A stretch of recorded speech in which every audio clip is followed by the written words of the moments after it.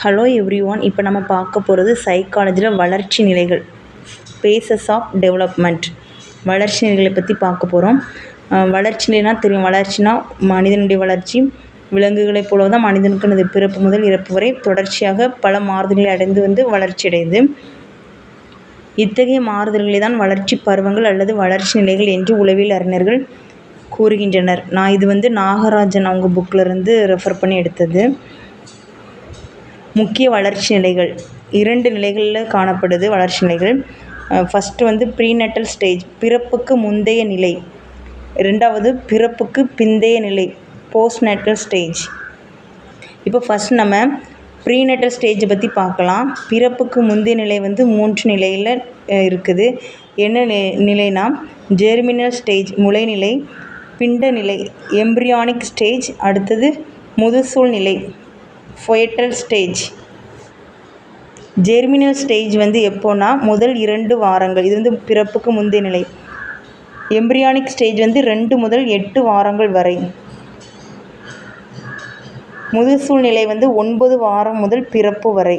9 வாரம் முதல் பிறப்பு வரை. இதெல்லாம் பிறப்புக்கு முந்தைய நிலை, ப்ரீநேட்டல் ஸ்டேஜ்.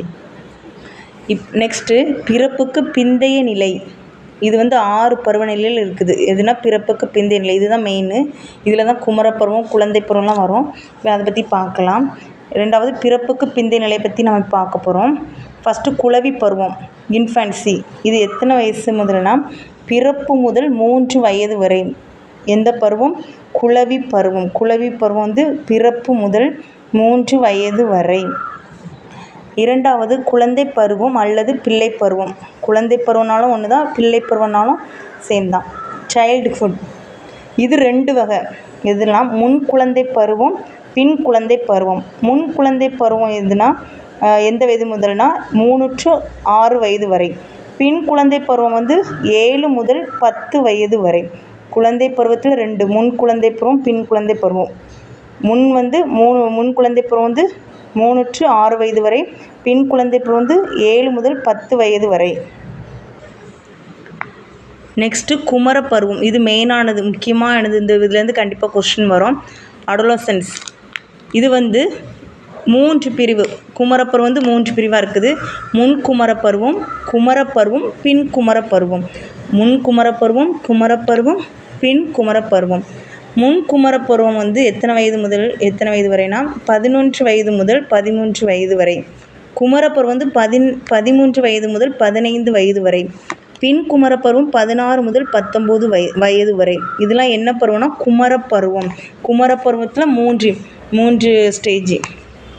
நெக்ஸ்ட்டு முதிர் பருவம், அடல்ட்ஹுட். முதிர் பருவத்தில் 2, முன் முதிர் பருவம், பின் முதிர் பருவம் அல்லது நடுவயது. முன் முதிர் பருவம், பின் முதிர் பருவம் அல்லது பின் முதிர் பருவத்துக்கு என்ன நடுவயது.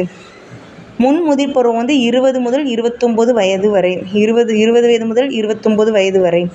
பின் முதிர் பருவம் அல்லது நடுவயது 30 வயது முதல் 50 வயது வரை.